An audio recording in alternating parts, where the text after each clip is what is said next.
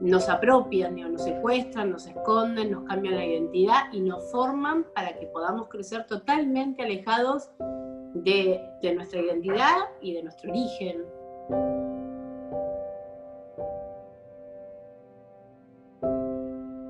Soy una de las nietas recuperadas por las abuelas de Plaza de Mayo, soy militante política y soy diputada actualmente por el Frente de Todos, la legislatura porteña, y presido la Comisión de Derechos Humanos.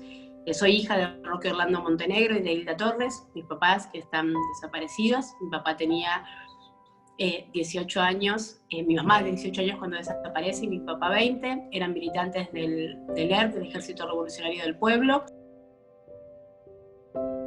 Yo nací en la ciudad de Buenos Aires, en el hospital israelita, por suerte nací con mis papás en libertad, me ponen mi nombre, yo me llamo Hilda Victoria Montenegro, y a los 13 días de mi nacimiento, el 13 de febrero, hay un operativo del ejército y la policía bonaerense, y desde ese día pasamos los 3 a estar desaparecidos. Durante 25 años, que es hasta que las abuelas me encuentran, yo bueno, no supe nada de ellos, y además bueno, creía que era hija biológica de las personas que me habían apropiado. El jefe del operativo donde nosotros desaparecemos era el coronel Germán Antonio Tetzlaff, que es quien después me apropia, digamos, me inscribe como si fuera su hija biológica y me pone de nombre María Sol Tetzlaff Duarte. Bueno, yo desde que soy muy chiquita, mi primer recuerdo es de mi apropiador, en Martelli. Él era jefe desde que yo tengo uso de razón. Él ya era un oficial superior, así que yo era muy chiquita y mi papá era el jefe de todos los cuarteles que transitaba. A mí me habían enseñado desde siempre que en nuestro país había habido una guerra, que las Fuerzas Armadas habían entrado en guerra para ganar la paz, y que había un grupo de mujeres enfermas de odio, que eran las madres y las abuelas, que mentían y trataban de instalar la idea de que los hijos de los militares podíamos llegar a ser hijos de la subversión. Que todo eso era un tema político, que era una gran mentira. Así que tengo como el registro de los operativos y de los detalles de la inteligencia previa a los secuestros, pero desde un lugar, imagínate que uno siendo una niña, es una mezcla de películas donde para mí mi papá llegaba y salvaba la patria.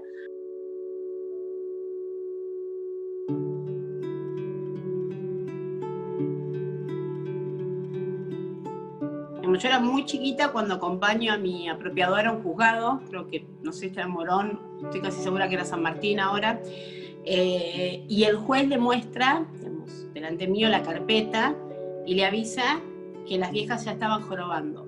Yo me acuerdo de esa charla, no dimensionaba por supuesto lo que significaba, pero me acuerdo de esa charla. Pasaron los años, muchos años, hasta que en el año 92, yo tenía 15 años, viene una tarde mi apropiador y me dice que había un juez montonero que tenía una causa donde las viejas, las madres, las abuelas, decían que yo era hija de la subversión, que el banco lo manejaban ellas, así que seguramente iban a inventar algún resultado donde yo diera que no era su hija, que iban a venir a buscarme, que no me iban a sacar de casa y me iban a llevar con esa familia.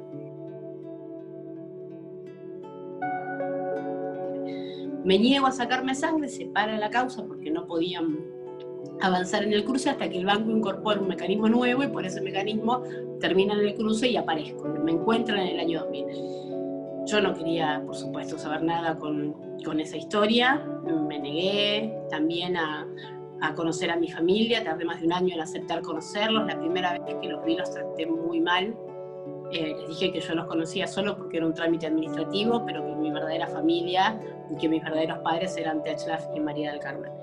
Y bueno, después de un tiempo, obviamente, yo estoy casada hace muchísimos años, mi marido me ayudó a aceptar conocerlos, a seguir con el vínculo, y de a poquito fuimos construyendo algo. Pero eso no significa, digamos, que vos puedas, en mi caso, yo aparecí en el año 2000, la causa es muy vieja, yo aparezco en el año 2000, digamos, se confirma que soy Victoria, pero tardé muchos años, digamos, el documento me lo entregan por primera vez en el 2004, digo, mi primer documento, por todo el proceso judicial, era todo muy complejo, y yo me presento como Victoria, por primera vez, yo creo que más o menos en 2007. Tardé más de 7 años, aún teniendo el documento con mi verdadero nombre, con mi fecha de nacimiento, poder presentarme con mi identidad. No era solamente la cuestión del fallo del juez o del documento nuevo, sino realmente entender que yo no era hija biológica del matrimonio Teslaf, correrlos de ese lugar de padres y entender que mis papás están desaparecidos y que mi verdadero nombre es Victoria. Entonces, el lugar de comodidad, digo, entre muchísimas comillas, digo, pero a ver cómo te puedo explicar. Digamos, yo María Sol, decía, bueno, hubo una guerra, listo. Cuando llega la verdad y conozco a mi verdadera familia, era difícil sostener esa mentira porque te dabas cuenta de que no había sido así, pero no del todo. Entonces yo estaba en la teoría de los 2 demonios. Bueno, está bien, tengo 2 mamás y 2 papás. No es tan así, están los papás del corazón, digo, todos esos nombres que uno buscaba como para tratar de ordenar un poco la historia y no hacerte cargo de la verdad, que por supuesto es muy dolorosa. Y la verdad es que eso no sucedió porque el Estado avanzó realmente en políticas de memoria, verdad y justicia, y llegó un momento en el que entendí que lo que me habían dicho era una gran mentira. Más, digamos, yo entiendo que quizás cuando te lo cuento parece absurdo porque hay una cuestión lógica, hay una causa judicial, hay pruebas, hay testigos, está, digamos, como la verdad gigante adelante tuyo, pero imagínate que la negación de uno, de aceptar que las personas que más querés en la vida te mintieron, es mucho más difícil, además con una enorme carga ideológica de toda tu vida, de todos los días de tu vida.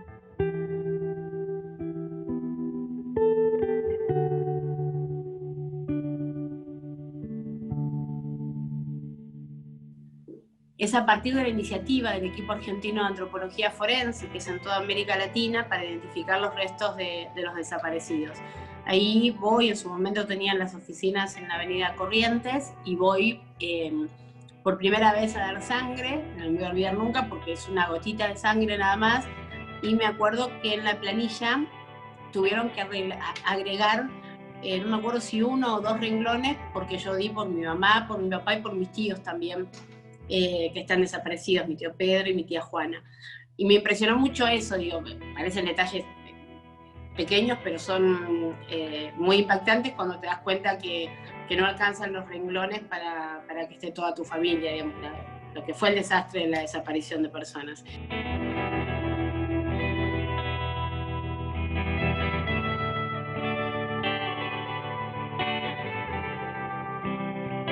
Lo que mi apropiador me dice cuando se confirma la verdad es que efectivamente, bueno, mis papás, que soy hija de mis papás, digamos, que él fue el jefe del operativo, que ingresan, que fue un enfrentamiento y que mis papás mueren esa misma noche. Que fue un enfrentamiento y que los abatieron en esa noche. Entonces, para mí siempre, yo nunca perdí ni pierdo la esperanza de encontrar a mi mamá y a mis tíos, pero para mí hasta que el IAF confirma la identificación de los restos de papá, mis papás habían muerto en un enfrentamiento, se habían asesinado, pero tenía siempre el consuelo de que no habían pasado por un centro clandestino. Entonces, fue esa misma noche, un operativo, y los asesinan. Y siempre los busqué en algún cementerio, pensaba que iban a aparecer como NN en algún cementerio. Hasta que en agosto del 2011, el equipo argentino de antropología forense me llama para confirmarme que habían encontrado los restos de mi papá en las costas, en el cementerio de Colonia, Uruguay.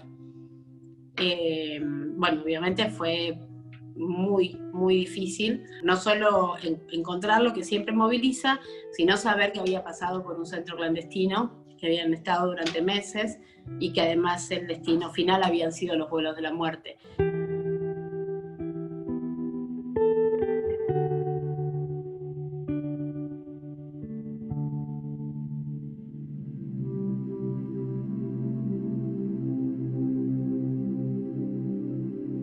El aprendizaje de los organismos, de las madres y las abuelas. La organización cambia, digamos, lo que cambió el hecho de que luchen organizadas, de que persigan la verdad y de que, esto que planteabas, digamos, nosotros, las abuelas, hacen nacer bebés de 44 años. Es increíble, vos nacés a tu vida, porque nacés a tu vida, esta es tu vida. Cuando lo encontrás le decís, hola, no te llamás Mauro, te llamás Ezequiel, y no naciste en tal lugar, naciste en la ESMA, y ves la foto y sí, es tu papá. Digo, yo veo la foto y en la cara de mi papá, digo, todo, soy mi papá. Y el carácter, y sí, soy mi mamá, y la encuentro en mis hijos, y ahora en mi nieto. Tenés que parirte de nuevo a vos mismo, porque sos la misma persona físicamente. Digo, vos naciste, tuviste 13 días con tus papás, o no sé, 1 o 2 meses, hasta que nos separaron, o 3, no lo sé, porque además ese momento de la vida nunca lo voy a saber, pero después te apropian y convivís todos los días y te forman y te formatean, pero vos tenés un vínculo con esas personas. Les decís mamá y papá todos los días de tu vida, hasta que te enterás de la verdad y algo se rompe, pero no es que se rompe todo para siempre y todo se ordena, se rompe toda esa estructura, pero vos seguís estando, tenés que volver a reconstruirte, pero con los pedazos que te dejaron. Entonces, la base es, ¿desde qué lugar me voy a reconstruir? Porque yo no puedo cambiar la historia. Yo no puedo recuperar a mis papás, digo, no puedo recuperar los 25 años que crecí en una vida que no era la mía y en una violencia que nadie se merece. Y a veces parece que es una cuestión solo nuestra, de nuestra identidad, pero también está la identidad de nuestros hijos, que viven con una identidad, un apellido que le impuso el terrorismo de Estado, que no es su apellido, y en el caso de algunos nietos que fuimos padres muy jóvenes, ya somos abuelos. Entonces, si mi hijo no hubiera recuperado, si yo no hubiera recuperado mi identidad, mi hijo seguiría teniendo el apellido de su papá y el apellido de mi apropiador, que es como estaban inscritos. Y mi nieto también tendría el apellido de mi apropiador. Digo, hay una cuestión que tiene que ver con la identidad, y no es solo la de los 500 bebés que fuimos robados, sino la de todo el pueblo argentino.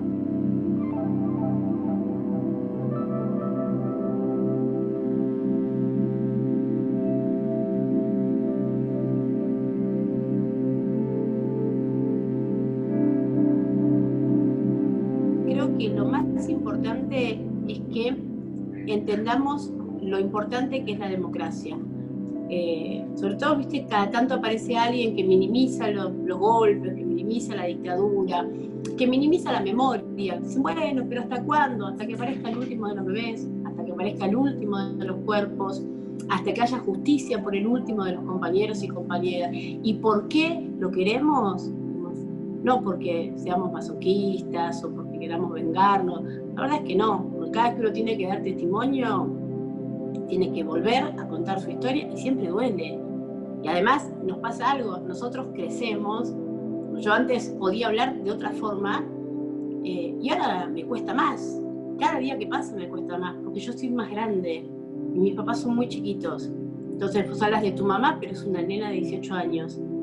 Y hay una cuestión de proteger, de un adulto que quiere proteger, como yo protejo a mis hijos, a mis sobrinos, y no puedo hacerlo, porque no la podía proteger porque yo era una beba. Entonces, ¿por qué hacemos esto? ¿Por qué damos testimonio? ¿Por qué nos comprometemos? Porque sabemos que el dolor que dejan estas historias es muy, pero muy dramático. Y porque queremos que este dolor que nos produjeron a nosotros no lo tenga que pasar nunca más a otra persona. Queremos que estas historias nuestras no se repitan nunca más.